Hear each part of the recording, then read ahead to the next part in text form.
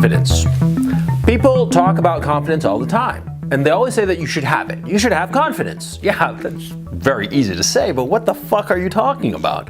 What is confidence? See, it's very easy to throw out a word like confidence and say that you should have it, but not really give any kind of explanation for it because it's just assumed. But see, it's very important to figure out what you're talking about, not just in confidence, but in everything, so that you know what you're talking about, and therefore you can actually solve it if it's a problem. You see what I'm saying? And confidence is no different. What is confidence? Very simple. To my way of seeing it, confidence is the following. It's optimism about the future and the path that you are on. Number one. Number two, it's feeling that you have control over the environment that you are currently in. And number three is being at ease with that knowledge and that sense of control over your environment. You see what I'm saying? Those three things. Optimism about the future and the path that you're currently on. Feeling in control of your immediate environment. And being at ease with both that optimism and that sense of control. That's it. Those are the three things. Now, let's go through them. First of all, why does confidence even matter? Well, very simple. You see, when you feel confident, you are less likely to make mistakes. When you are optimistic about the path that you're on, and you are on this particular path, and you have a feeling of control of your environment, and at the same time you're at ease with both the optimism that you have and the sense of control that you have, then what happens is that, see, any problem that arises, you're not going to panic. You're not going to feel fear. In point of fact, if you're very confident about something, you're going to feel excited about a problem, about a challenge. I mean, think of it in a non-controversial sense. Say that you are good at math, right? I used to be very good at math. Now I'm old and I've forgotten most of my math. But back in the day, I was just a math junkie, quite frankly. I loved math. I was very confident in it. And whenever I would get a problem that was really hard, really challenging it, I didn't feel frightened. On the contrary, I was like excited. I remember when I was like in college, I was taking this calculus class and it was just a delight. And I was in college and I was in my dorm room and I was trying to get to sleep, but I couldn't sleep because I kept thinking about a problem that I had in calculus. And it was so weird because I was thinking and thinking and thinking about it and I sort of like drifted off. And then in the middle of the night, I snapped awake and I had the solution. Yeah, and I was so excited because I felt totally confident about it. And a problem in calculus didn't frighten me at all. But if you're not confident about your ability in math or whatever the fuck, you're not confident and a problem arises, what happens? You freak out. You freak out because you don't know what to do, because you don't feel that you're really in control. You don't feel like you're in the driver's seat. You see what I'm saying? And you're not really optimistic about the path that you're on or what's going on. You're just like tense. And so a challenge arises and you panic. You panic and you make the wrong decision.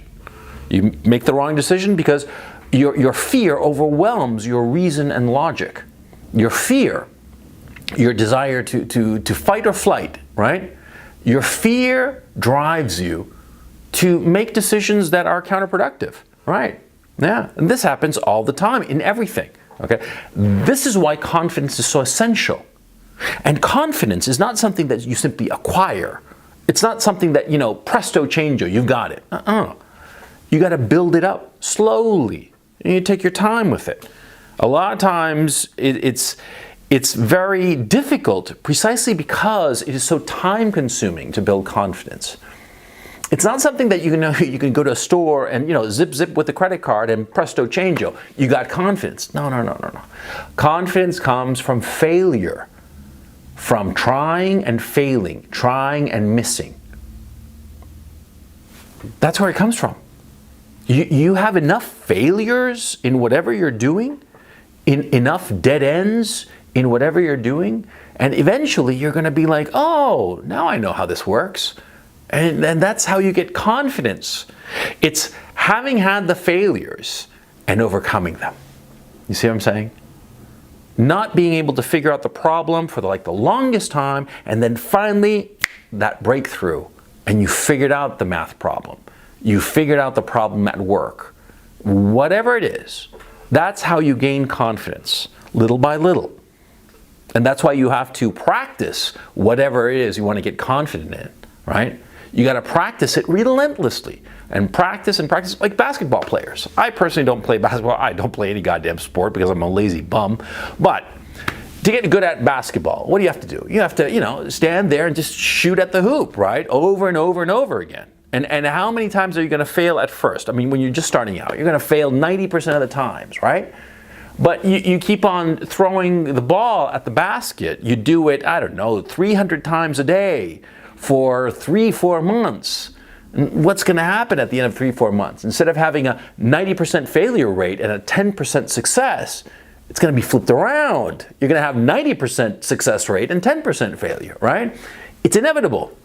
Because as you keep on repeating an activity, your muscle memory, which is really just your hind brain, remembering stuff and figuring, oh, when I do it this way, it fails, but when I do that way, it goes swoosh through the basket, right?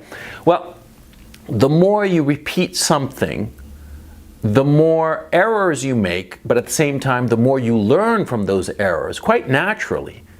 And you just grow that confidence. You see what I'm saying?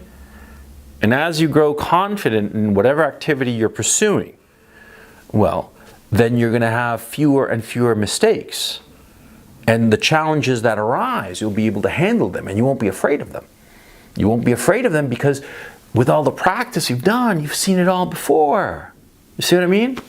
Now, of course, you can be very confident about certain things in your life and completely lacking in confidence in other things in your life, which is quite natural. I mean, for instance, in my own case, I'm very confident in speaking to a bunch of people. I've spoken to, thousands of people on different occasions, and no problem. If somebody were to say to me right now, you got to go up there to the stadium and there are going to be 20,000 people, staring at you, waiting for you to talk. Can you do it? I'd be like, sure, no problem. No problem at all. And I mean that sincerely, because I've had enough practice. When I was, 19, I started as an English teacher in front of, students who were learning English as a second language. These were adults. These were, people in their 30s and 40s who needed English for their careers to advance in their jobs. And so they were very motivated. And, I walked in as a 19-year-old kid scared shitless, right? But, after 2-3 years of doing this, I got really fucking good at it. And no problem talking to 12 people and bossing them around and telling them what's what, right? Yeah, of course. See, that was my practice, right? And then after that, I went through different reasons for me to be talking to a whole bunch of people. And so what happened was that I naturally gained that confidence in talking to people. I'm very confident in that. But I have zero confidence insofar as sports are concerned. Yeah, I'm just like, no. You try to teach me any sport, and I'm just going to be like, no, man. And I have zero confidence. You try to teach me, cricket or rugby or some sport that I've never played. I'm going to freak the fuck out. Archery, Jesus Christ, I'll probably kill you by accident, for crying out loud. I'm that bad, because I'm physically not very coordinated. I have terrible hand-eye coordination, right? And I lack confidence insofar as sports because I was never any good at sports, okay? And so I lack all confidence in sports. But you see the issue, I'm very confident in public speaking and zero confidence insofar as playing sports because practice, right? When I was a kid, a 19-year-old through the age of 22, almost 23, for those 3.5 years, I was every day teaching an English class to a bunch of people. So I gained that confidence from practice. And insofar as sports, I never practiced because, like I said before, I'm a lazy bum, and I hate practicing sports, I enjoy certain sports, but I hate doing it, and like practicing and shit. I like playing sports and skiing, but that's about it. But that's not the point. The point I'm trying to make is that, see, you can be confident in different areas of your life. So the important thing is to identify those areas in your life that you are confident in. That's one of the most important things that you should do. Identify those areas that you are confident in, and identify those areas that you lack confidence, that are important to you. You see what I'm saying? I've been doing basically a lot of videos as of late about incels, involuntary celibates, and this is part of that project that I'm doing. Okay? Because, see, a lot of guys who are involuntary celibates are very, very confident in, say, their studies. They're very, very, they're brainiacs. They're really smart when it comes to math or physics or whatever the fuck, right? Computer science or what have you. They're very confident and they're very successful because of that confidence. But they lack confidence with the woman thing. And they don't get the woman they want, and they're all miserable and forever alone and all the rest of it, right? So they say, well, how do I manage it? How do I get confident with girls? And the trick is simplicity itself, because, see, when you want to be confident in something, you have to practice it, right? But if you want to be confident in a new area, you got to choose an area that is sort of like adjacent to your area of confidence. Let me give you an example. Suppose you're in college and you're studying, I don't know, engineering, okay? You're in engineering, you're building stuff, right? And so you're really very capable and confident at it. You're very optimistic. You have no trouble with it. It's all good, right? So when you graduate from college, where are you likely to go and look for a job? At an engineering firm, right? And they're going to be building bridges or whatever, right? So working at this engineering firm is going to be sort of like similar to going to class. It's not quite the same, because you're going to class and you're learning from a professor and you're doing your problem sets and what have you at the direction of the professor. And of course, you're paying the professor, right? And here, you're going to work at some engineering firm and they're going to be paying you to solve problem sets. It's kind of similar, right? It's basically the same thing, except, you have to wear a nice clothes and be clean shaven and show up to work right on time, right? But other than that, it's sort of like adjacent to what you are doing. And so at first you're going to be a little bit nervous, the first month or two, but as you get into the swing of the work at this engineering firm, you're going to do fine, because it's adjacent to your area of confidence. It's not something outlandish. It's not that you were studying engineering and then you get hired to, I don't know, write a book about sunflowers. I don't know. No, it's something that is near and dear to you. It's not something completely alien to you, so you'll do fine. And in short order, you'll be very confident, right? Same with other aspects of your life. See? And that's why you have to, pay attention. Because, like, in my own case, I didn't have much confidence with girls, just as when I was 19, 18, I had zero confidence in terms of public speaking. But see, practicing as a teacher and being a teacher and bossing people around and knowing how to manage the situation, right? I quickly realized that a lot of the skills I was acquiring as an English teacher translated very neatly to dealing with women, right? And so it was sort of like a natural progression. It was a step sideways. I was good at being an English teacher, and I just stepped it over sideways. And all good, you see? And you'll find that if you try to make great leaps, how could I put this? Imagine it's like a circle, okay? A circle around you. And at different, angles of this circle are different areas where you are an expert, where you are very confident, and areas where you are completely lacking in any confidence, right? So you can sort of like move sideways, little by steps, but you can't jump across the circle. This circle that surrounds you, right? the circle of confidence, there will be one area here that you're very confident and some area over here that you're lacking in confidence. So you have to sort of like move around, not leap across. If you leap across, you're going to go splat, basically.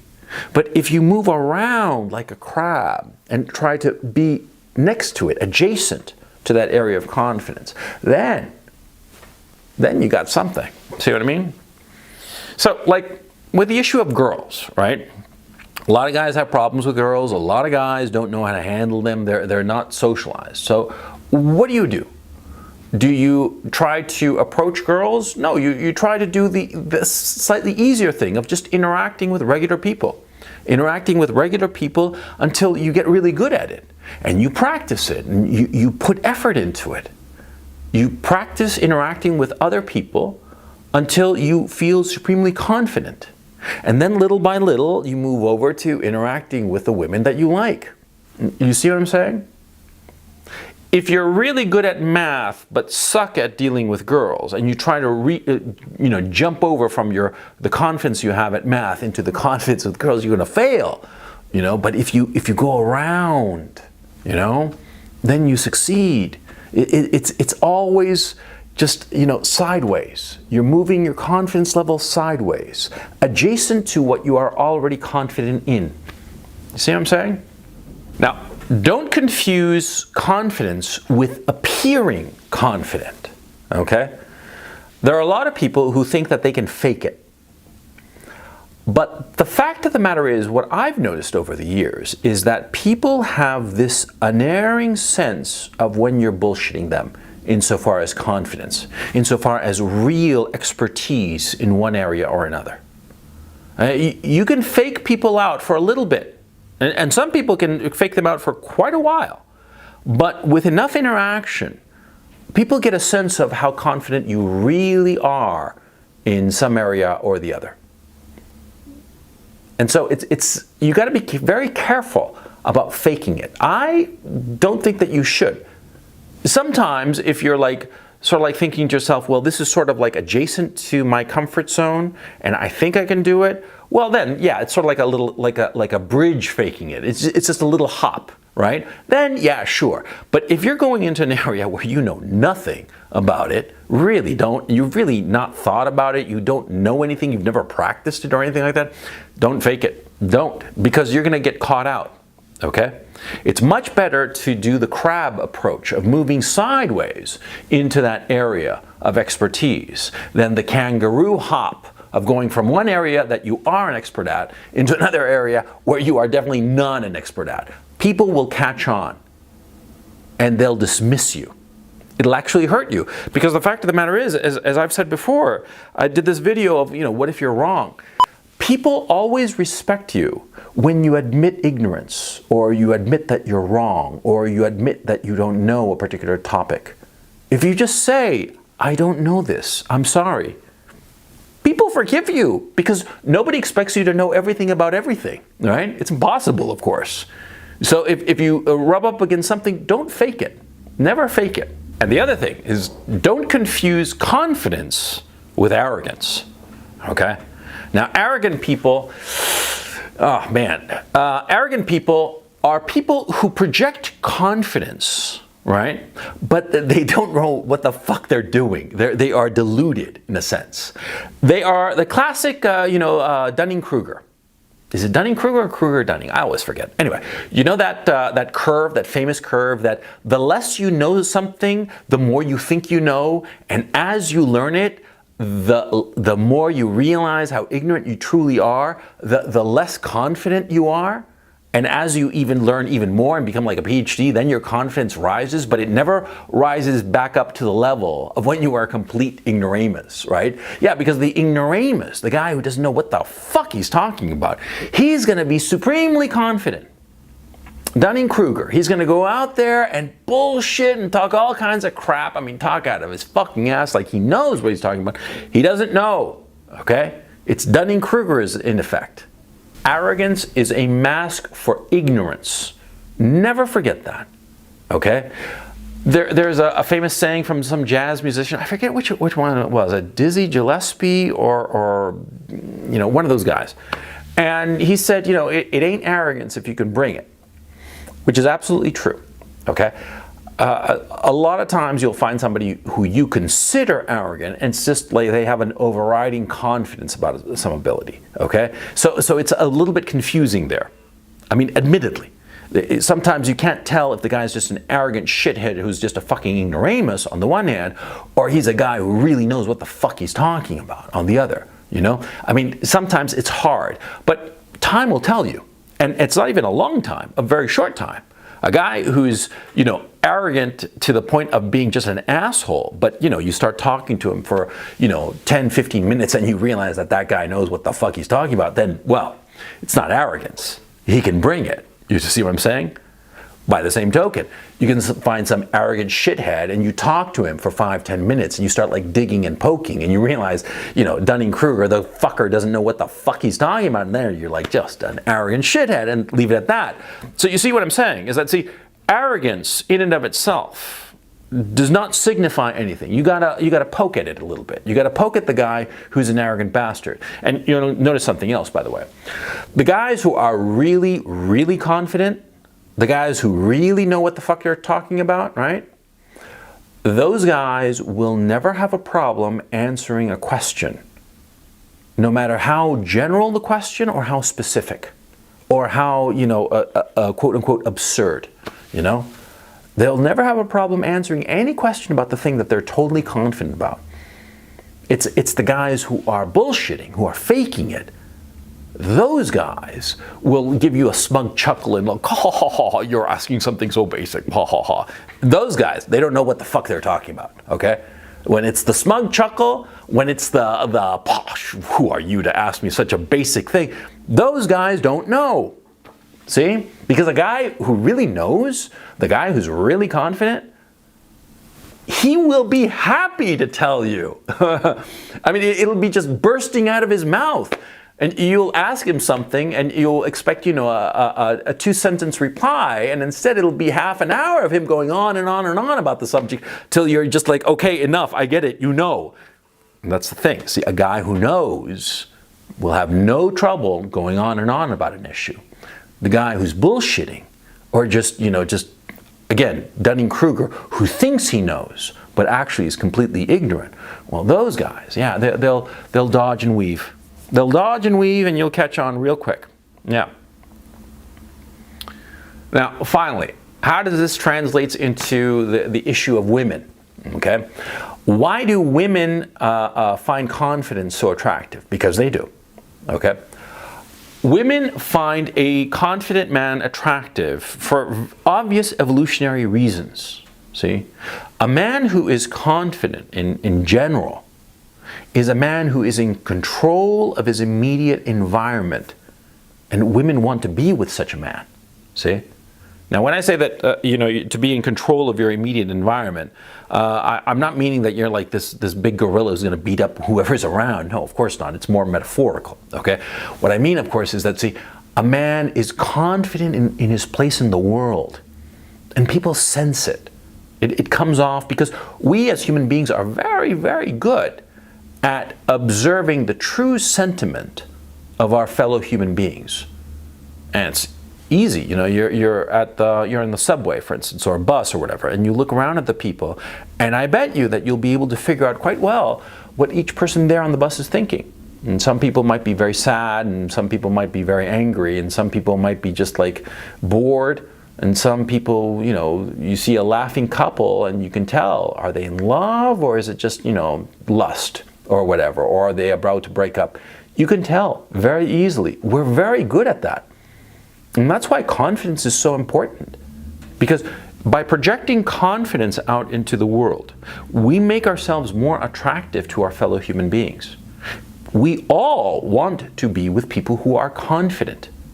And most especially, we want to be with a partner, a man or a woman, as the case may be. We want to be with a person who is confident. We want to be with a partner who is sure of themselves, because that way we can depend on them. Because that's the thing. We are all looking for somebody that we can depend on. And women, most especially, are looking for a partner that they can depend on. And so they're very good at noticing those cues of real confidence. And it's gotten to a point insofar as our evolution as a species, right? That, see, before in the past, just being confident in your ability to survive was good enough for most women. But now, because of the technology and our own evolution, it's gotten to a point where you can feel very, very confident in one area, you know, like your work or school or whatever, and lack confidence insofar as dealing with women, and therefore you will lose with women. And so you have to just build confidence insofar as that. And the way you do it is by stepping up to it little by little and doing the crab move, moving side to side, not kangarooing from the thing that you're confident in all the way to the thing that you're not confident in, which is women. You see what I'm saying? Now, I'm going to be doing another video in a short while about one of the best ways to gain confidence insofar as women, and that is working with people, working with customers, retail. I personally think that it is the best way to practice dealing with people, and it is the best way to gain confidence in dealing with people, that you can, again, crab-like, move over to that adjacent area of dealing with women. So till next video.